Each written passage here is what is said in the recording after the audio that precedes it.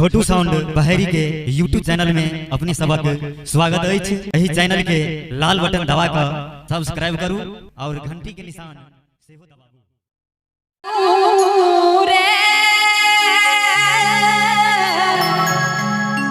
जगदम्बे माता की हो मैं तो आरती उतारू रे, जगदम्बे माता की। सबको मीठ मीठ ताली बजाकर मैया की आरती में भाग लेते हैं। जय जय जगदम्बे माता, जय जय माँ, जय जय जगदम्बे माता, जय